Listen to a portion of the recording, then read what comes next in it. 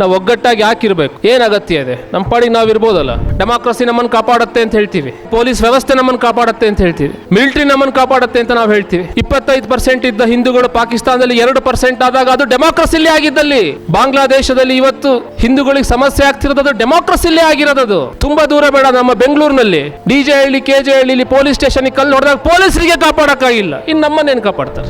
ಯಾವ ಸಮಾಜ ಸಂಘಟಿತವಾಗಿಲ್ಲವೋ ಅದು ನಾಶವಾಗಿದೆ ಇಡೀ ಇತಿಹಾಸದಲ್ಲಿ. ಇಷ್ಟ ಬಂದ ಹಾಗೆ ನೀನು ಇರು, ತೊಂದರೆ ಇಲ್ಲ, ಇನ್ನೊಬ್ರಿಗೆ ತೊಂದರೆ ಕೊಟ್ರೆ ನಿನ್ನನ್ನ ಬಿಡಲ್ಲ. ಎರಡು ಸೇರಿ ಹಿಂದೂ ಧರ್ಮ, ಅರ್ಧಂಬರ್ಧ ಅಲ್ಲ. ಆದ್ರೆ ಯಾರಾದ್ರೂ ಬಂದು ನೀನು ನನ್ನ ರೀತಿ ಮಾತ್ರ ಇದ್ದರೆ ನಿನಗೆ ಇಲ್ಲಿ ಅವಕಾಶ, ಇಲ್ಲದೆ ನಾನು ನಿನಗೆ ಅವಕಾಶ ಕೊಡಲ್ಲ ಅಂತಂದ್ರೆ ಅಂಥ ಚಿಂತನೆ ನಮಗೆ ಬೇಡ. ಧರ್ಮವೇ ಇಲ್ಲದ ಜಾಗ ಅಂದ್ರೆ ಅಲ್ಲಿ ಹಿಂದೂ ಇಲ್ಲದ ಜಾಗ ಅಂತ. ಈ ಧರ್ಮದ ರಕ್ಷಣೆಗೋಸ್ಕರ ನಮಗೆ ಪ್ರಭುತ್ವ ಬೇಕು. ಈಗ ನಾವು ಈ ಥರ ಸೇರಿದ್ದೀವಿ, ಈ ಥರ ಸೇರಿದಾಗ ನಮ್ಮಲ್ಲೊಂದು ಹಿಂದುತ್ವದ ಭಾವ ಉಂಟಾಗೋದು ಅದು ಪರಿಸ್ಥಿತಿಯ ಕಾರಣಕ್ಕಾಗತ್ತೆ. ನಾವು ಸೇರದೇ ಇದ್ರೂ ನಮ್ಮಲ್ಲಿ ಜಾಗೃತಿ ಉಂಟಾಗೋದು ಅದು ನಿಜವಾದ ವಿವೇಕ. ಹಿಂದೂ ಸಮಾಜದ ಒಂದು ಉತ್ಸವ ಅನ್ನೋ ಹೆಸರಲ್ಲಿ ನಾವು ಇವತ್ತಿಲ್ಲೆಲ್ಲ ಸೇರಿದ್ದೀವಿ. ನಾವು ಯಾಕೆ ಸೇರಬೇಕು ಅನ್ನೋದು ಒಂದು ಭಾಳ ಮುಖ್ಯವಾದ ವಿಷಯ. ಯಾಕೆ ಸೇರಬೇಕಾಗತ್ತೆ? ನಾವು ಏನು ಅಗತ್ಯ ಇದೆ? ನಮ್ಮ ಪಾಡಿಗೆ ನಾವು ಇರ್ಬೋದಲ್ಲ. ನಾವು ಒಗ್ಗಟ್ಟಾಗಿ ಯಾಕಿರಬೇಕು? ಒಂದು ಕಡೆ ಯಾಕೆ ಸೇರಬೇಕು? ಒಮ್ಮೆ ಶಿವಾಜಿ ಮಹಾರಾಜ ಸಮಯ ಆಗ ತಾನೇ ಅವರು ಒಂದೊಂದೇ ಕೋಟೆಯನ್ನು ಗೆಲ್ತಾ ಬರ್ತಾಯಿದ್ರು. ಆ ಸಮಯದಲ್ಲಿ ಒಬ್ಬ ಪಾಟೀಲ್ ಅಂತ ಒಬ್ಬ ಇರ್ತಾನೆ, ಅವನೊಂದು ಪಾಳೆಗಾರನ ಥರ. ಅವನಿದ್ದ ಜಾಗ ಬಿಜಾಪುರದ ಸುಲ್ತಾನರ ಪ್ರದೇಶ. ಅವನು ಬಿಜಾಪುರದ ಸುಲ್ತಾನರಿಗೆ ರಿಪೋರ್ಟ್ ಮಾಡ್ತಾ ಇರ್ತಾನೆ, ಅವರ ಕೆಳಗೆ ಕೆಲಸ ಮಾಡ್ತಾ ಇರ್ತಾನೆ. ಆ ಪಾಟೀಲಿನಗೊಂದು ಕೆಟ್ಟ ಅಭ್ಯಾಸ, ಸಣ್ಣ ಹೆಣ್ಮಕ್ಳನ್ನ ರೇಪ್ ಮಾಡೋದು. ಭಾಳ ಜನ ಹೇಳ್ತಾರೆ ಯಾಕೆ ಹೀಗೆ ಮಾಡ್ತಿದ್ಯಾ ಅಂತ. ಇಲ್ಲ, ಮುಸ್ಲಿಂ ರಾಜರ ಆಳ್ವಿಕೆಯಲ್ಲಿ ರೇಪ್ ಅನ್ನೋದು ಅದು ಅಪರಾಧ ಅಲ್ಲ, ಹಾಗಾಗಿ ನಾನು ಮಾಡ್ತೀನಿ, ಕಾನೂನು ಹೇಗಿದೆಯೋ ಹಾಗೆ ನಾನು ನಡ್ಕೊತಾ ಇದ್ದೀನಿ ಅಂತ ಅವನು. ಸುಮಾರು ಸಮಯ ಹೀಗೆ ನಡೆಯುತ್ತೆ. ಈ ಕಡೆಯಿಂದ ಶಿವಾಜಿ ಮಹಾರಾಜರು ಒಂದೊಂದೇ ಕೋಟೆಯನ್ನು ಗೆಲ್ತಾ ಬರಬೇಕಾದ್ರೆ ಈ ಪಾಟೀಲ ಇದ್ದ ಜಾಗವನ್ನು ಕೂಡ ಅವ್ರು ಗೆಲ್ತಾರೆ. ಗೆದ್ದ ತಕ್ಷಣ ಅವರು ಅವನನ್ನು ಅರೆಸ್ಟ್ ಮಾಡ್ತಾರೆ, ಬಂಧಿಸಿ ಒಂದು ಕಂಬಕ್ಕೆ ಕಟ್ಟು ಹಾಕಿ ಅವನಿಗೆ ಹೇಳ್ತಾರೆ, ನೀನು ಇಷ್ಟು ದಿನ ಏನು ಮಾಡ್ತಿದ್ಯಾ ಅದು ಆ ರಾಜರಿಗೆ ಸರಿ, ಇಸ್ಲಾಮಿಕ್ ಆಡಳಿತಕ್ಕೆ ಸರಿ. ಈಗ ಇದು ಶಿವಾಜಿಯ ಹಿಂದವಿ ಸಾಮ್ರಾಜ್ಯ, ಇಲ್ಲಿ ನನ್ನದೇ ನ್ಯಾಯ, ನನ್ನದೇ ತೀರ್ಮಾನ, ಇದು ಹಿಂದುತ್ವದ ತೀರ್ಮಾನ ಅಂಥೇಳಿ ನನ್ನಲ್ಲಿ ಸುಟ್ಟು ಹಾಕ್ತಾರೆ. ನಾನು ಯಾಕೆ ಉದಾಹರಣೆ ಕೊಟ್ಟೆ ಅಂತಂದರೆ, ನಾವು ಸಂಘಟಿತರಾಗೋದು, ನಾವು ಒಟ್ಟಿಗೆ ಇರಬೇಕಾಗಿರೋದು ಅದು ನ್ಯಾಯಕ್ಕಾಗಿ.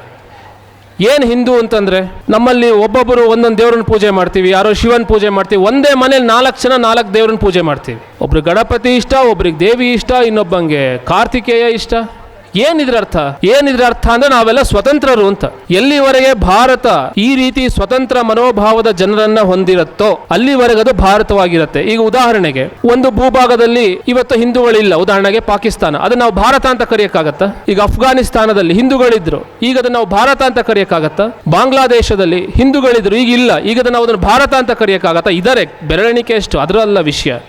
ಅದನ್ನು ಭಾರತ ಅಂತ ಕರೆಯೋಕ್ಕಾಗತ್ತಾ? ಇವತ್ತು ನಾವು ಯಾವುದನ್ನ ಭಾರತ ಅಂತ ಕರೆಯೋಕ್ಕೆ ಸಾಧ್ಯ ಅಂದರೆ ಎಲ್ಲಿ ಹಿಂದೂಗಳಿದಾರೋ ಅದು ಮಾತ್ರ ಭಾರತ. ಏನು ಹಿಂದೂ ಅಂದರೆ, ಈಗ ನಾವು ಇಷ್ಟೊಂದು ರೀತಿಯ ಜನರು ಇಲ್ಲಿ ಬಂದಿದ್ದೀವಿ, ಸ್ಟೇಡಿಯಂ ಒಳಗಡೆ ಕೂತಿದ್ದೀವಿ, ನಾವು ಬೇರೆ ರೀತಿ ಬಣ್ಣದ ಬಟ್ಟೆಯನ್ನು ಹಾಕಿದ್ದೀವಿ. ನಮಗೆ ಯಾರು ಹೇಳ್ತಾ ಇಲ್ಲ ನೀವು ಇದೇ ಬಣ್ಣದ ಬಟ್ಟೆ ಹಾಕೊಂಬನ್ನಿ ಅಂತ. ನಾವು ಪ್ಯಾಂಟಾರು ಹಾಕ್ಬೋದು, ಪಂಚೆ ಆದರೂ ಹಾಕ್ಬೋದು, ಏನು ಬೇಕಾದ್ರೂ ಹಾಕ್ಬೋದು, ಸೀರೆನಾರು ಉಡ್ಬೋದು, ಚೂಡಿದಾರ ಆದರೂ ಹಾಕ್ಬೋದು, ಏನು ಬೇಕಾದ್ರೂ ಹಾಕ್ಬೋದು. ನಮ್ಗೆ ಯಾರು ಹೇಳಿಲ್ಲ ಇವತ್ತು ನೀವು ಹೀಗೆ ಬರಬೇಕಂತ. ನೀವು ಹೇಗೆ ಬೇಕಾದರೂ ಬನ್ನಿ, ತೊಂದರೆ ಇಲ್ಲ, ನಿಮಗೆ ಸ್ವಾತಂತ್ರ್ಯ ಇದೆ. ಆದರೆ ಇಲ್ಲಿ ಗಲಾಟೆ ಮಾಡಬೇಡಿ, ಅದು ಹಿಂದೂ ಧರ್ಮ. ನಾನು ಹೇಗೆ ಬೇಕಾದ್ರೂ ಇರ್ತೀನಿ, ಆದರೆ ಇನ್ನೊಬ್ಬ ತೊಂದರೆ ಮಾಡಿದ್ರೆ ಅವನು ನಾನು ಬಿಡಲ್ಲ, ಅದು ಹಿಂದೂ ಧರ್ಮ. ಕೇವಲ ಸ್ವಾತಂತ್ರ್ಯ ಮಾತ್ರ ಅಲ್ಲ, ಇಷ್ಟ ಬಂದ ಹಾಗೆ ನೀನು ಇರು, ತೊಂದರೆ ಇಲ್ಲ, ಇನ್ನೊಬ್ರಿಗೆ ತೊಂದರೆ ಕೊಟ್ರೆ ನಿನ್ನನ್ನು ಬಿಡಲ್ಲ. ಎರಡು ಸೇರಿ ಹಿಂದೂ ಧರ್ಮ, ಅರ್ಧಂಬರ್ಧ ಅಲ್ಲ. ನಿನಗೆ ಇಷ್ಟ ಬಂದಾಗ ಇರು ಅಂತಂದ್ರೆ ಅವ್ನು ನನಗೆ ತೊಂದರೆ ಮಾಡ್ತಾ ಇರ್ತಾನೆ, ಹೊಡಿತಾ ಇರ್ತಾನೆ, ಗಲಾಟೆ ಮಾಡ್ತಿರ್ತಾನೆ, ಆದ್ರೆ ನಾನು ಸಹಿಸ್ಕೊಂಡಿದ್ದೀನಿ ಅಂದರೆ ಅದು ಹಿಂದೂ ಧರ್ಮ ಅಲ್ಲ, ಅದು ಹೇಳಿತನ. ಹಿಂದೂ ಧರ್ಮ ಯಾವುದು ಅಂತಂದ್ರೆ ನೀನು ಹೇಗೆ ಬೇಕಾದರೂ ಇರು, ತೊಂದರೆ ಇಲ್ಲ, ಅದ ಇನ್ನೊಬ್ರಿಗೆ ನೀನು ತೊಂದರೆ ಮಾಡಬೇಡ. ಹಿಂದೂ ಧರ್ಮ ಅಂದರೆ ಏನಂತಂದ್ರೆ ಕೇವಲ ಅದು ಪೂಜಾ ಪದ್ಧತಿ ಅಲ್ಲ, ಅದು ಪೂಜಾ ಪದ್ಧತಿಯೂ ಹೌದು. ನಾವು ಆಧ್ಯಾತ್ಮದ ದೃಷ್ಟಿಯಿಂದ ನಾವು ನಮ್ಮ ಒಂದು ಶಾಂತಿಯನ್ನು ಕಂಡುಕೊಳ್ಳೋದಕ್ಕೆ ನಾವು ಯಾಕಪ್ಪ ಈ ಭೂಮಿ ಮೇಲೆ ಹುಟ್ಟಿದ್ದೀವಿ ಅನ್ನೋ ಪ್ರಶ್ನೆ ಪ್ರತಿಯೊಬ್ಬ ಮನುಷ್ಯನಿಗೂ ಬಂದೇ ಬರುತ್ತೆ. ಹಾಗೆ ಬಂದಾಗ ಅವನು ಬೇರೆ ರೀತಿಯ ಪೂಜಾ ವಿಧಾನವನ್ನು, ಸಾಧನಾ ಕ್ರಮವನ್ನು ಮಾಡ್ಕೊಂಡಿದ್ದಾನೆ. ಅದು 108 ಇರ್ಬೋದು, ಆ 108ಕ್ಕೂ ನಮ್ಮಲ್ಲಿ ಜಾಗ ಇದೆ. ಆದರೆ ಯಾರಾದರೂ ಬಂದು ನೀನು ನನ್ನ ರೀತಿ ಮಾತ್ರ ಇದ್ದರೆ ನಿನಗಿಲ್ಲಿ ಅವಕಾಶ, ಇಲ್ಲದೆ ನಾನು ನಿನಗೆ ಅವಕಾಶ ಕೊಡಲ್ಲ ಅಂತಂದರೆ ಅಂಥ ಚಿಂತನೆ ನಮಗೆ ಬೇಡ. ಇದು ಹಿಂದೂ ಧರ್ಮ. ಯಾಕೆ ಇದರ ರಕ್ಷಣೆ ಆಗಬೇಕು ಅಂತಂದರೆ, ಈ ರೀತಿಯ ಒಂದು ಚಿಂತನೆ ಇರುವ, ಸಾವಿರಾರು ಲಕ್ಷಾಂತರ ವರ್ಷಗಳಿಂದ ಬದುಕಿ ಬಂದಿರುವ ಒಂದು ಸಮುದಾಯ ಇದು ಒಂದೇ ಇರೋದು, ಇನ್ನೆಲ್ಲೂ ಇಲ್ಲ, ಎಲ್ಲ ಕಡೆ ನಾಶವಾಗಿ ಹೋಗಿದೆ. ಇರಾನಲ್ಲಿ ಇವಾಗ ಅಲ್ಲಿ ಗಲಾಟೆ ಮಾಡ್ತಾ ಇದ್ದಾರೆ, ನಮಗೆ ಸ್ವಾತಂತ್ರ್ಯ ಕೊಡಿ ಅಂತ. ಅಲ್ಲಿ ಯಾರಿದ್ರು ಮುಂಚೆ? ಜೊರಾಸ್ಟ್ರಿಯನ್ಸ್ ಇದ್ರು, ಪ್ರಕೃತಿಯನ್ನು ಆರಾಧನೆ ಮಾಡ್ತಾ ಇದ್ರು, ಸೂರ್ಯನನ್ನು ಆರಾಧನೆ ಮಾಡ್ತಾ ಇದ್ರು. ಈಗ ಜೊರಾಸ್ಟ್ರಿಯನ್ಸ್ ಎಲ್ಲಿದ್ದಾರೆ ಅಂದರೆ ಭಾರತಕ್ಕೆ ಬಂದು ನೋಡಬೇಕು, ಅಲ್ಲಿ ಅವರಿಲ್ಲ. ಯಾರು ಅವ್ರನ್ನ ಕೊಂದ್ರು, ಯಾರು ಅವ್ರನ್ನ ನಾಶ ಮಾಡಿದ್ರು? ಇದೇ ಥರ ನೀವು ಇಡೀ ಯುರೋಪ್ ತಗೊಳ್ಳಿ, ಆಫ್ರಿಕಾ ತಗೊಳ್ಳಿ, ಎಲ್ಲಿ ಸಹಜವಾಗಿ ಪ್ರಕೃತಿಯ ಜೊತೆ ಬದುಕ್ತಾ ಇದ್ರು ಅಲ್ಲಿ ಯಾರು ಅವ್ರು ಇಲ್ಲ, ಸಂಸ್ಕೃತಿಗಳಿಲ್ಲ. ಈಗ ಉಳಿದಿರೋದು ಇಲ್ಲಿ ಮಾತ್ರ. ನಾವು ಆರ್ಗನೈಸ್ಡ್ ಎಫರ್ಟ್, ಅಂದರೆ ನಾವು ಈ ರೀತಿ ಒಂದು ಒಟ್ಟಾಗಿ ಸೇರೋದು ಯಾಕೆ ಅಂತಂದರೆ ಅದು ಅನಿವಾರ್ಯತೆ. ನಾವು ನಮ್ಮ ಮನೆಯಲ್ಲಿ ಯಾರೋ ಕಳ್ಳ ಬಂದರೆ ಮನೇಲಿರೋ 4 ಜನನೂ ಹೋಗಿ ಅವನನ್ನು ಹಿಡಿತೀವಿ ತಾನೆ. ಮನೆ ಯಜಮಾನಂಗೆ ಮಾತ್ರ ಹೇಳ್ತೀವ, ಅಪ್ಪ ನೀನು ಹಿಡಿ, ಕಳ್ಳ ನೀ ತಾನೇ ಯಜಮಾನ, ನೀನು ಹಿಡಿ ಅಂತ ನಾವು ಹೇಳ್ತೀವ ಅವನಿಗೆ ಮನೆಗೆ ಕಳ್ಳ ಬಂದರೆ. ದೇಶಕ್ಕೆ ಕಳ್ಳ ಬಂದರೆ ಮತ್ತೆ ನಾವೆಲ್ಲ ಒಟ್ಟಿಗೆ ಆಗಬೇಕಲ್ಲ. ಅದು ಹೆಂಗೆ? ನಾವು ಅವಾಗ ಮಾತ್ರ ಯಾರೋ ಒಬ್ಬರು ಮಿಲಿಟ್ರಿ, ಅವ್ರು ಯಾರೋ ಪೊಲೀಸು, ಇವ್ರು ಯಾರೋ MLA ಅವ್ರು ನೋಡಲಿ, ಅದು ಹೆಂಗಾಗುತ್ತದು? ಮನೆಗೇನಾದ್ರೂ ಆದರೆ ಎಲ್ಲರೂ ಸೇರಿ ಕೆಲಸ ಮಾಡಬೇಕು, ದೇಶಕ್ಕೆ ಏನಾರು ಆದರೆ ಕೆಲವರು ಮಾತ್ರ ಮಾಡಬೇಕು ಅಂದರೆ ಹೆಂಗೆ? ಆ ರೀತಿ ಕೆಲವರು ಯಾವತ್ತೂ ನಮ್ಮನ್ನು ಕಾಪಾಡೋಕ್ಕಾಗಿಲ್ಲ, ಇತಿಹಾಸದಲ್ಲಿ ಎಲ್ಲೂ ಕಾಪಾಡಿಲ್ಲ. ಕೆಲವರು ಮಾತ್ರ ಎಲ್ಲಿ ಕಾಪಾಡಿದ್ದಾರೆ? ನಾವು ಹೇಳ್ತೀವಿ ನಮ್ಮ ಹತ್ರ ಡೆಮಾಕ್ರಸಿ ಇದೆ, ಚುನಾವಣೆ ಅದರ ಒಂದು ಹಬ್ಬ, ಡೆಮಾಕ್ರಸಿ ನಮ್ಮನ್ನು ಕಾಪಾಡುತ್ತೆ ಅಂತ ಹೇಳ್ತೀವಿ. ಇನ್ನೊಂದ್ಸಲಿ ಹೇಳ್ತೀವಿ ಪೊಲೀಸ್ ವ್ಯವಸ್ಥೆ ನಮ್ಮನ್ನು ಕಾಪಾಡುತ್ತೆ ಅಂತ ಹೇಳ್ತೀವಿ, ಹಿಂದೂ ಸಮಾಜವನ್ನು. ಮಿಲಿಟ್ರಿ ನಮ್ಮನ್ನು ಕಾಪಾಡುತ್ತೆ ಅಂತ ನಾವು ಹೇಳ್ತೀವಿ. 25% ಇದ್ದ ಹಿಂದೂಗಳು ಪಾಕಿಸ್ತಾನದಲ್ಲಿ 2% ಆದಾಗ ಅದು ಡೆಮಾಕ್ರಸಿಲೇ ಆಗಿದ್ದಲ್ಲಿ. ಬಾಂಗ್ಲಾದೇಶದಲ್ಲಿ ಇವತ್ತು ಹಿಂದೂಗಳಿಗೆ ಸಮಸ್ಯೆ ಆಗ್ತಿರೋದು ಡೆಮಾಕ್ರಸಿಲೇ ಆಗಿರೋದು, ಬೇರೆ ಎಲ್ಲೂ ಬೇಡ. ನಮ್ಮ ಕಾಶ್ಮೀರದಲ್ಲೇ ಹಿಂದೂಗಳನ್ನೆಲ್ಲ ಓಡಿಸಿದ್ರಲ್ಲ, ಅದು ಡೆಮಾಕ್ರಸಿಲೇ ಆಗಿದ್ದು, ಅಲ್ಲಿ ಪೊಲೀಸ್ ಇದ್ದರು. ವೆಸ್ಟ್ ಬೆಂಗಾಲಲ್ಲಿ ಇವತ್ತು ಕೂಡ ಸಮಸ್ಯೆ ಆಗ್ತಿದೆಯಲ್ಲ, ಅಲ್ಲಿ ಡೆಮಾಕ್ರಸಿ ಇದೆ, ಅಲ್ಲಿ ಪೊಲೀಸ್ ಇದ್ದಾರೆ, ಅಲ್ಲಿ MLA MP ಗಳಿದ್ದಾರೆ, ಎಲ್ಲರೂ ಇದ್ದಾರೆ. ಅಲ್ಲಿ ಕೇರಳದಲ್ಲೂ ಹಾಗೆ ಆಗ್ತಾ ಇದೆ. ತುಂಬ ದೂರ ಬೇಡ, ನಮ್ಮ ಬೆಂಗಳೂರಿನಲ್ಲಿ DJ ಹಳ್ಳಿ, KJ ಹಳ್ಳಿಲಿ ಪೊಲೀಸ್ ಸ್ಟೇಷನ್ಗೆ ಕಲ್ಲು ಹೊಡೆದಾಗ ಪೊಲೀಸರಿಗೆ ಕಾಪಾಡೋಕ್ಕಾಗಿಲ್ಲ, ಇನ್ನು ನಮ್ಮನ್ನೇನು ಕಾಪಾಡ್ತಾರೆ? ಪ್ರಯತ್ನ ಮಾಡ್ತಾರೆ. ಅವರು ಮನುಷ್ಯರು, ಅವರೇನು ಏಲಿಯನ್ಸ್? ಅವರು ಹಿಂದೂಗಳನ್ನು ಕಾಪಾಡೋ ಜವಾಬ್ದಾರಿನ ನಾವು ಯಾರಿಗೊಬ್ರಿಗೆ ವಹಿಸ್ಕೊಟ್ರೆ ಅವ್ರೇನು ಏಲಿಯನ್ಸ್? ಅವರು ಅಲ್ಲಿಂದ ಕಾಪಾಡೋಕ್ಕೆ ಅವರು ನಮ್ಮ ಥರನೇ. MLA ಮನೆ ಸುಟ್ಟಾಕಿದ್ರು, ಯಾವ ಡೆಮಾಕ್ರಸಿ ಕಾಪಾಡ್ತು? ಯಾವ ಪೊಲೀಸ್ ಅವ್ರಿಗೆ ಕಾಪಾಡೋಕ್ಕಾಯ್ತು? ಯಾರಿಗೆ ಕಾಪಾಡೋಕ್ಕಾಯ್ತು? MLA ಮನೆನೇ ಸುಟ್ಟಾಕ್ಬಿಟ್ರಲ್ಲ, ಅಖಂಡ ಶ್ರೀನಿವಾಸ್ ಪೂಜಾರಿ ಅವ್ರ ಮನೆಯನ್ನು ಯಾರು ಕಾಪಾಡಿದ್ರು? ಹಿಂದೂಗಳು ಒಗ್ಗಟ್ಟಾಗಿ ಇರಬೇಕಾಗಿರೋ ಅನಿವಾರ್ಯತೆ ಇರೋದು ನಾವು ಧರ್ಮದಿಂದ ಬದುಕಕ್ಕೆ ಹೊರತು ಬೇರೆ ಯಾವುದಕ್ಕೂ ಅಲ್ಲ. ಅದು ಉಳಿಬೇಕಂದ್ರೆ ನಾವು ಒಗ್ಗಟ್ಟಾಗಲೇಬೇಕು.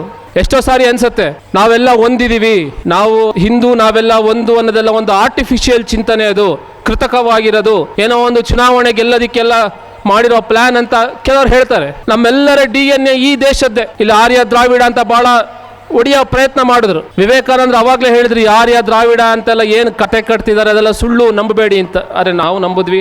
ಅಂಬೇಡ್ಕರ್ ಹೇಳಿದ್ರು, ಇಲ್ಲಿ ಯಾರೋ ಒಬ್ಬ ಬ್ರಾಹ್ಮಣನನ್ನು ನೀವು ಆರ್ಯ ಅಂತ ಹೇಳಿ, ಒಬ್ಬ ದಲಿತನನ್ನ ನೀವು ದ್ರಾವಿಡ ಅಂದ್ರೆ ದಲಿತನೂ ಆರ್ಯನೇ, ಆರ್ಯ ದ್ರಾವಿಡ ಅಂತ ಬೇರೆ ಬೇರೆ ಇಲ್ಲ ಅಂತ ಹೇಳಿದ್ರು ಅಂಬೇಡ್ಕರ್. ನಾವು ಅದನ್ನು ನಂಬಲಿಲ್ಲ. ಈ ಕೊನೆಗೆಲ್ಲ ಸೈಂಟಿಫಿಕ್ ರಿಸರ್ಚ್ಗಳೆಲ್ಲ ಹೇಳ್ತಾ ಇದೆ ಆರ್ಯ ದ್ರಾವಿಡ ಅನ್ನೋದು ಬೇರೆ ಬೇರೆ ಇಲ್ಲ, ಹೊರಗಿಂದ ಬಂದವರು ಒಳಗಿರಿಂದ ಬಂದವರು ಅಂತ ಏನಿಲ್ಲ, ಇಲ್ಲಿರೋ ಎಲ್ಲ ಜನರ DNA ಇರೋದು ಇದೇ ಭೂಮಿದು, ನಾವೆಲ್ಲ ಒಂದೇ ಅಂತ ಹೇಳ್ತಾ ಇದ್ದಾರೆ. ಸೊ ನಾವೆಲ್ಲ ಹಿಂದೂ, ನಾವೆಲ್ಲ ಒಂದು ಅನ್ನೋದು ಅದು ಯಾವುದೋ ಒಂದು ಕಾಲ್ಪನಿಕ ಕೃತಕ ಹೇಳಿಕೆ ಅಲ್ಲ, ಅದು ಅಕ್ಷರಶಃ ವೈಜ್ಞಾನಿಕವಾಗಿರೋದು. ಸೊ ಈ ರೀತಿಯ ಒಂದು ಸಮುದಾಯವನ್ನ ಧರ್ಮಕ್ಕೋಸ್ಕರ, ಧರ್ಮ ಅಂದ್ರೆ ಎಲ್ಲರೂ ಸ್ವತಂತ್ರವಾಗಿ ಬದುಕಬೇಕು ಅನ್ನೋ ಉದ್ದೇಶಕ್ಕೋಸ್ಕರ ನಾವು ಸಂಘಟಿಸೋದು ಅದು ಅನಿವಾರ್ಯತೆ. ಯಾರನ್ನ MP ಮಾಡೋಕ್ಕೋಸ್ಕರ, ಯಾರನ್ನ MLA ಮಾಡೋಕ್ಕೋಸ್ಕರ ಅಲ್ಲ. ಪ್ರಭುತ್ವ ಅನ್ನೋದು ಧರ್ಮದ ರಕ್ಷಣೆಗೋಸ್ಕರ ಇರೋದು. ನಮ್ಮಲ್ಲಿ ಬಹಳ ಪ್ರಸಿದ್ಧವಾದ ಒಂದು ಹೇಳಿಕೆ ಇದೆ ಚಾಣಕ್ಯಂದು, ಧರ್ಮಸ್ಯ ಮೂಲ ಅರ್ಥ, ಅರ್ಥಸ್ಯ ಮೂಲ ರಾಜ್ಯ ಅಂತ, ರಾಜ್ಯಸ್ಯ ಮೂಲ ಇಂದ್ರಿಯ ನಿಗ್ರಹ ಅಂತ. ನಾವು ಧರ್ಮವನ್ನು ಸ್ಥಾಪನೆ ಮಾಡಬೇಕಂತಂದ್ರೆ ಅರ್ಥ ಅಂದರೆ ಬರೀ ಹಣ ಅಲ್ಲ, ಹಣವೂ ಸೇರಿದಂತೆ ಎಲ್ಲ ರೀತಿ ಚಟುವಟಿಕೆ. ನಾವು ನಮ್ಮ ಮಕ್ಕಳನ್ನ ಸಂಗೀತ ಕ್ಲಾಸಿಗೆ ಕಳಿಸ್ತೀವಿ, ಅದು ಅರ್ಥ, ಅದು ಚಟುವಟಿಕೆ. ನಮ್ಮ ಸಂಸ್ಕೃತಿಗೆ ಸಂಬಂಧಪಟ್ಟ ಆಕ್ಟಿವಿಟೀಸ್ ನಾವಿಲ್ಲಿ ಸೇರಿದ್ದೀವಿ, ಇಲ್ಲೆಲ್ಲ ಉತ್ಸವ ಆಗುತ್ತೆ, ಇಲ್ಲೆಲ್ಲ ತೇರು ಎಳಿತಾರೆ, ಇವೆಲ್ಲ ಅರ್ಥ, ಚಟುವಟಿಕೆ, ಅದು ಬೇಕು. ಅದರಿಂದ ಧರ್ಮ. ಆದರೆ ಈ ಚಟುವಟಿಕೆ ಹೇಗೆ ನಡೆಯುತ್ತೆ? ಚಟುವಟಿಕೆ ರಾಜ್ಯದಿಂದ ನಡೆಯುತ್ತೆ. ರಾಜ್ಯ ಅಂದರೆ ನಮಗೊಂದು ಕಂಟ್ರೋಲ್ ಇರಬೇಕಲ್ಲ. ಈಗ ನಾಳೆ ನೀವು ಇಲ್ಲಿ ಹೆಂಗೆ ಇಲ್ಲಿ ಒಳಗಡೆ ಹೆಂಗೆ ಬಂದ್ರಿ ಅಂತ ಹೇಳಿ ಇಲ್ಲಿ ಯಾರು ಬಂದು ನಮಗೆ ಹೊಡೆದ್ಬಿಟ್ರೆ ಹೊಡಿಬಾರ್ದು ಅನ್ನೋ ಕಾರಣಕ್ಕೆ ನಮಗೆ ಪ್ರಭುತ್ವ ಬೇಕು. ಪ್ರಭುತ್ವ ಅನ್ನೋದು ಎಂಜಾಯ್ಮೆಂಟ್ ಪ್ಲೇಸ್ ಅಲ್ಲ, ಅದು ಖುಷಿ ಪಡಕ್ಕಲ್ಲ. ಅದು ಹಿಂದೂ ಚಿಂತನೆಯಲ್ಲಿ ಪ್ರಭುತ್ವ ಯಾಕೆ ಬೇಕು ಅಂತಂದರೆ ಧರ್ಮದ ಸ್ಥಾಪನೆಗೋಸ್ಕರ. ಪ್ರಭುತ್ವದಿಂದ ಆಕ್ಟಿವಿಟಿ ಆಗುತ್ತೆ, ರಿಸೋರ್ಸ್ ಬರುತ್ತೆ, ಆ ರಿಸೋರ್ಸಿಂದ ಧರ್ಮ ಸ್ಥಾಪನೆ ಆಗುತ್ತೆ. ಧರ್ಮವೇ ಇಲ್ಲದ ಜಾಗ ಅಂದರೆ ಅಲ್ಲಿ ಹಿಂದೂ ಇಲ್ಲದ ಜಾಗ ಅಂತ. ನಾವು ಧರ್ಮ ಬೇರೆ ಹಿಂದೂ ಬೇರೆ ಏನೇನೋ ನಮ್ಮಲ್ಲಿ ತಲೆಯಲ್ಲಿ 108 ಯೋಚನೆಗಳಿರುತ್ತೆ. ಎಲ್ಲ ಈ ಮಾಡರ್ನ್ ಕಮ್ಯುನಿಸ್ಟ್ ಚಿಂತನೆಯ ಪ್ರಭಾವಕ್ಕೆ ಬಿದ್ದು ಸೆಮೆಟಿಕ್ ಚಿಂತನೆಗಳಿಂದಾಗಿ ನಾವು ಈ ಧರ್ಮ ಅಂದ್ರೇನು, ರಿಲಿಜನ್ ಅಂದ್ರೇನು, ಒಂದಕ್ಕೊಂದು ಎಲ್ಲ ಮೊಸರನ್ನ ಚಿತ್ರನ ಮಾಡಿ ನಾವೇ ಅದ್ರ ಬಲಿಪಶುಗಳಾಗ್ಬಿಟ್ಟಿದ್ದೀವಿ. ರಿಲಿಜನ್ ಅಂದರೆ ಏನು? ಒಂದು ದೇವರು, ಒಂದು ಪುಸ್ತಕ, ನೀವು ಹಂಗೆ ಹೇಳಿದ್ದು ನಾನು ಹೇಳಿದ್ದು ನೀವು ಕೇಳಲಿಲ್ಲ ಅಂತಂದರೆ ಮುಗೀತು ನಿನ್ನ ಕತೆ. ಅದು ರಿಲಿಜನ್. ಧರ್ಮ ಅಂದರೆ ಏನು? ಆವಾಗಲೇ ಹೇಳಿದೆ, ಸ್ವಾತಂತ್ರ್ಯ. ಈ ಧರ್ಮದ ರಕ್ಷಣೆಗೋಸ್ಕರ ನಮಗೆ ಪ್ರಭುತ್ವ ಬೇಕು. ಯಾವ ಸಮಾಜ ಸಂಘಟಿತವಾಗಿಲ್ಲವೋ ಅದು ನಾಶವಾಗಿದೆ ಇಡೀ ಇತಿಹಾಸದಲ್ಲಿ. ಒಂದು ಉದಾಹರಣೆನಾದರೂ ನಾವು ನೋಡಿದ್ರೆ ನಮಗೆ ಸಿಗತ್ತಾ? ಇವರು ಸಂಘಟಿತರಾಗಿಲ್ಲ ಆದರೂ ನಾಶವಾಗಿಲ್ಲ ಅಂತ ಒಂದು ಉದಾಹರಣೆ ಎಲ್ಲಾದರೂ ನಾವು ನೋಡಿದ್ದೀವ? ಎಲ್ಲೂ ನಾವು ನೋಡೋಕ್ಕಾಗಿಲ್ಲ ಇಲ್ಲಿವರೆಗೆ. ಹಿಂದೂ ಧರ್ಮ ಅನ್ನೋದು ಅತ್ಯಂತ ಸೌಮ್ಯ, ಅತ್ಯಂತ ಸಹಜವಾದ ಒಂದು ಧರ್ಮ. ನಾವು ಇದನ್ನು ಕಾಪಾಡೋದು ಅಂದ ತಕ್ಷಣ ಮತ್ತೊಮ್ಮೆ ಎಷ್ಟೋ ಸಾರಿ ದೇವಸ್ಥಾನಕ್ಕೆ ಹೋಗೋದೇ ಹಿಂದೂ ಧರ್ಮದ ರಕ್ಷಣೆ ಅಂತ ಆಗುತ್ತೆ. ನಮ್ಮ ಪರಿಸರವನ್ನು ನಾವು ಕಾಪಾಡಬೇಕು. ನಾವು ಎಷ್ಟು ಜನ ಖಾದಿಯನ್ನು ಉಪಯೋಗಿಸೋಕ್ಕಾಗ್ತೀವಿ? ನಮಗೆ ಮಾಡ್ತಾ ಇದ್ದೀವಿ ನಾವು. ನಮಗೆಲ್ರಿಗೂ ಗೊತ್ತಾ ಇದೆ, ನಾವು ಈ ನೈಲಾನು, ಪಾಲಿಸ್ಟರು. ನಾನು ಯಾಕೆ ಉದಾಹರಣೆ ಕೊಡ್ತಾ ಇದ್ದೀನಿ ಅಂದರೆ, ಧರ್ಮ ಅನ್ನೋದು ಜೀವನ. ಅದು ನಮ್ಮ ಜೀವನ ಬೇರೆ, ಧರ್ಮ ಬೇರೆ ಅಲ್ಲ. ಡಾಕ್ಟರ್ ಕೇಶವ ಬಲಿರಾಮ್ ಹೆಡ್ಗೇವಾರ್ ಅವ್ರು ಹೇಳ್ತಾರೆ, ತತ್ವ ಅನ್ನೋದು ಯಾವುದು ಅಂತಂದರೆ, ಯಾವುದನ್ನು ಆಚರಿಸಲು ಸಾಧ್ಯವೋ ಅದು ಮಾತ್ರ ತತ್ವ. ಆಚರಿಸೋಕ್ಕೆ ಸಾಧ್ಯ ಇಲ್ಲದೆ ಇರೋವಂಥದ್ದು ಅದು ಫಿಲಾಸಫಿ ಆಗೋಕ್ಕೆ ಸಾಧ್ಯನೇ ಇಲ್ಲ. ನಾವೆಲ್ಲ ಇವತ್ತು ಮಾತಾಡ್ಬಿಟ್ಟು ಹಂಗಿರೋಣ ಹಿಂಗಿರೋಣ ಅಂತ ಹೇಳಿ ನಾವು ಈ ಗ್ರೌಂಡ್ ದಾಟಿ ಹೊರಗೆ ಹೋಗ್ತಿದ್ದಂಗೆ ಈಗ ಬೇರೆ ಏನು ಮಾಡೋಣ ಅಂತ ಯೋಚನೆ ಮಾಡ್ತೀವಿ ಅಂದರೆ ಅದು ತತ್ವ ಅಲ್ಲ, ಅದು ಫಿಲಾಸಫಿ ಅಲ್ಲ. ಸೊ ಈಗ ನಾವು ಹಿಂದುತ್ವವನ್ನು, ಹಿಂದೂ ಧರ್ಮವನ್ನು ನಾವೊಂದು ಫಿಲಾಸಫಿ ಅಂತ ತೊಗೊಳೋದಾರೆ, ನಮ್ಮ ಜೀವನ ಪದ್ಧತಿ ಅಂತ ತೊಗೊಂಡ್ರೆ. ಈಗ ಸಣ್ಣ ಉದಾಹರಣೆ, ಪ್ರಕೃತಿ ಬಗ್ಗೆ ನಮ್ದೇನಿದೆ ಅದ್ರ ಬಗ್ಗೆ ಯೋಚನೆ. ನಾವು ಹೇಳ್ತೀವಿ ಪ್ರಕೃತಿ ಚೆನ್ನಾಗಿರಬೇಕು. ಇವತ್ತು ನಮ್ಮ ಆಹಾರದಲ್ಲಿ, ನೀರಲ್ಲಿ ಎಲ್ಲ ಕಡೆ ಮೈಕ್ರೋ ಪ್ಲಾಸ್ಟಿಕ್ ಇದೆ ಅಂತ ಹೇಳ್ತೀವಿ. ನಾವು ಬಳಸೋ ಬಟ್ಟೆ ಮೈಕ್ರೋ ಪ್ಲಾಸ್ಟಿಕ್ ಎಷ್ಟು ಪ್ರೊಡ್ಯೂಸ್ ಮಾಡ್ತಿದೆ ಅಂತ ನಾವೇನಾದ್ರು ಯೋಚನೆ ಮಾಡ್ತೀವ? ಇವಾಗ ನಾವು ಒಂದು ನೈಲಾನ್ ಬಟ್ಟೆ ತೊಡ್ತೀವಿ, ಪಾಲಿಸ್ಟರ್ ಬಟ್ಟೆ ತೊಡ್ತೀವಿ. ಒಂದು ಸಲ ಅದನ್ನು ತೊಳೆದ್ರೆ ಲಕ್ಷಾಂತರ ಮೈಕ್ರೋ ಪ್ಲಾಸ್ಟಿಕ್ಗಳು ನೀರಿನ ಮೂಲಕ ಭೂಮಿಗೆ ಹೋಗುತ್ತೆ. ಆ ಮೂಲಕ ಮತ್ತೆ ನಮಗೆ ಆಹಾರದಲ್ಲಿ ಬರುತ್ತೆ. ಅದೇ ನಾವು ಖಾದಿಯನ್ನು ನಾವು ತೊಟ್ಟರೆ ಅದು ಮಣ್ಣಾಗಿ ಹೋಗುತ್ತೆ ನೀರಿಗೆ ಬಿದ್ದ ತಕ್ಷಣ. ಆಗ ನಾವು ಪರಿಸರವನ್ನು ಕಾಪಾಡಬೇಕು. ಹಿಂದೂ ಧರ್ಮ ಅಂದರೆ ಅದರಲ್ಲಿ ಪರಿಸರವೂ ಒಂದು ಒಳಗೊಂಡಿದೆ ಅಂತ ಹೇಳೋದಕ್ಕೆ ನಮಗೊಂದು ಹೇಳೋ ಯೋಗ್ಯತೆ ಬರುತ್ತೆ ನಮಗೆ. ಅದೇ ಥರ ಒಟ್ಟಿಗಿರೋದು. ಈಗ ನಮಗೆ ಬೇರೆ ಬೇರೆ ಕಾರಣಕ್ಕೆ ಅವನು ಬೇರೆ ಇವನು ಬೇರೆ, ನಾನು ಮೇಲು ಇವನು ಕೀಳು ಅನ್ನೋದಿರುತ್ತೆ. ಬರೀ ಜಾತಿ ಅಂತಲ್ಲ, ಜಾತಿಯೂ ಸೇರಿದಂತೆ ಅಧಿಕಾರದ ಕಾರಣಕ್ಕೆ ಆಫೀಸಲ್ಲಿ ಯಾರೊಬ್ಬ ಮ್ಯಾನೇಜರ್ ಇರ್ತಾನೆ, ಹೊಸದಾಗಿ ಬಂದಿರೋನು ನೋಡಿದ್ರೆ ಅವನು ನನ್ನ ಜೂನಿಯರ್ ಅಂತ ಅವನ ಭಾವ ಅವನಿಗೆ, ಇವನು ನನ್ನ ಸೀನಿಯರ್ ಅನ್ನೋ ಭಾವ ಇವನಿಗೆ. ಅದೇ ಥರ ಭಾಷೆ ಕಾರಣಕ್ಕೆ, ನನಗೆ ಇಂಗ್ಲೀಷ್ ಗೊತ್ತು ಅಂತ ಯಾರಿಗೋ ಒಬ್ಬಂಗೆ ಸೊಕ್ಕು, ನನಗೆ ಇಂಗ್ಲೀಷ್ ಬರಲ್ಲ ಕನ್ನಡ ಮಾತ್ರ ಗೊತ್ತು ಅಂತ ಇನ್ಯಾವನಿಗೋ ಕೀಳರಿಮೆ. ಇನ್ಯಾರಿಗೋ ದುಡ್ಡಿದೆ ಅಂತ ಸೊಕ್ಕು, ಇನ್ಯಾರಿಗೋ ನಂತ ದುಡ್ಡಿಲ್ಲ ಅನ್ನೋ ಕೀಳರಿಮೆ. ಈ ನಾನು ಮತ್ತು ಇನ್ನೊಬ್ಬ ಬೇರೆ ಬೇರೆ ಅನ್ನೋದು ಸಮಾಜದಲ್ಲಿ ಹೋಲಿಕೆಯಿಂದ ಶುರುವಾಗುತ್ತೆ. ಹೋಲಿಕೆಯಿಂದ ಅದು ಜಾತಿಯಲ್ಲೂ ಇದೆ, ಜಾತಿಯ ಕಾರಣಕ್ಕೂ ಇದೆ. ನಾವೇನು ಮಾಡ್ತಾ ಇದ್ದೀವಿ? ಏನೇನೋ ಟ್ರೈ ಮಾಡ್ತೀವಿ, ಏನೇನೋ ಪ್ರಯತ್ನ ಮಾಡ್ತೀವಿ ಅದನ್ನು ಸರಿ ಮಾಡೋದಕ್ಕೆ.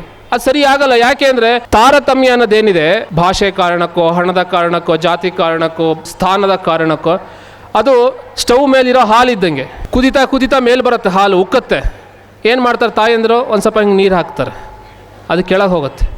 10-15 ಸೆಕೆಂಡ್ ಆದಾಗೆ ಮತ್ತೆ ಮೇಲೆ ಬರುತ್ತೆ, ಒಂದು ಸ್ವಲ್ಪ ತಾಕು ಮತ್ತೆ ನೀರು ಹಾಕ್ತಾರೆ, ಮತ್ತೆ ಕೆಳಗೆ ಹೋಗುತ್ತೆ. ಈ ತಾರತಮ್ಯದ ವಿರುದ್ಧ ನಾವೇನೇನು ಹೋರಾಟ ಮಾಡ್ತೀವಿ, ಕೆಲಸ ಮಾಡ್ತೀವಿ, ಇದೆಲ್ಲ ಸ್ಟವ್ ಮೇಲೆ ಉಕ್ತಾ ಇರೋ ಹಾಲಿದ್ದಂಗೆ. ಅದಕ್ಕೆ ನಾವು ನೀರು ಹಾಕ್ದಂಗೆ ಚೂರು. ಆ ಸ್ಟವ್ನ ಆಫ್ ಮಾಡಬೇಕಲ್ಲ, ಅದೇ ಅಧ್ಯಾತ್ಮ. ಆ ಸ್ಟವ್ನ ಆಫ್ ಮಾಡೋದೇನಿದೆ, ಆ ಅಧ್ಯಾತ್ಮ ಏನಿದೆ, ಅದರಲ್ಲಿ ನಮಗೆ ಅರಿವು ಉಂಟಾದರೆ, ಜಾಗೃತಿ ಉಂಟಾದರೆ ನಮಗೆ ಅವನು ನಾನು ಬೇರೆ ಅಂತ ಅನ್ಸಲ್ಲ. ನಾನು ಅವನು ಬೇರೆ ಯಾವುದರಲ್ಲಿ ಅಂತಂದರೆ ಆಹಾರದಲ್ಲಿದ್ದೀವಿ, ಬಟ್ಟೆಯಲ್ಲಿದ್ದೀವಿ. ಆದರೆ ವ್ಯಕ್ತಿಯಾಗಿ, ಚೇತನವಾಗಿ ನಾನು ಅವನು ಒಂದೇ ಅನ್ನೋದನ್ನು ಹೇಳ್ಕೊಡೋದು ನಮಗೆ ಅಧ್ಯಾತ್ಮ ಮಾತ್ರ.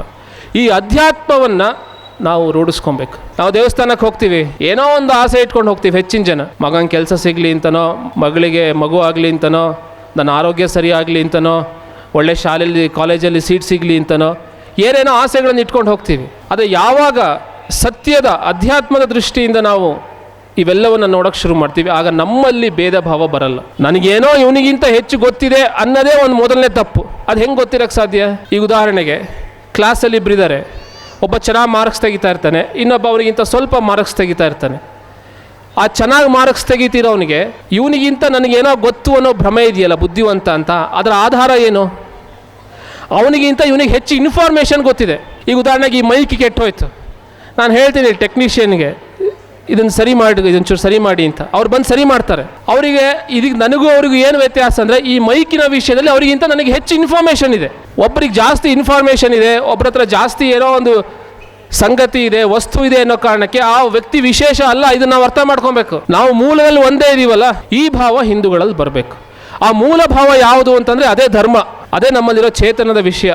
ಅಂದರೆ ನಾವೆಲ್ಲ ಒಂದೇ ಇದ್ದೀವಿ, ನಾವೆಲ್ಲ ಒಟ್ಟಿಗೆ ಇರಬೇಕು, ಸಹಬಾಳ್ವೆ ಇರಬೇಕು ಅನ್ನೋದೇ ಆ ಮೂಲ ವಿಷಯ. ಆ ಮೂಲ ವಿಷಯನ ಹೇಳೋದಕ್ಕೋಸ್ಕರನೇ ನಾವು ಪದೇ ಪದೇ ಈ ಥರ ಸೇರ್ತಾ ಇರಬೇಕಾಗತ್ತೆ.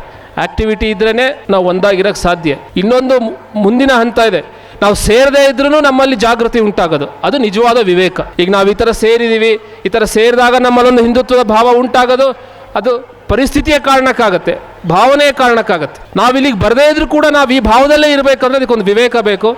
ಆ ವಿವೇಕ ಈ ಹಿಂದೂ ಸಮಾಜೋತ್ಸವ ನಮ್ಮೆಲ್ಲರಿಗೂ ಕೊಡಲಿ. ಮತ್ತು ನಾವೆಲ್ಲ ಹಿಂದೂಗಳು ಒಟ್ಟಾಗಿದ್ದರೆ ಮಾತ್ರ ನಮಗೆ ನ್ಯಾಯ ಸಿಗಕ್ಕೆ ಸಾಧ್ಯ.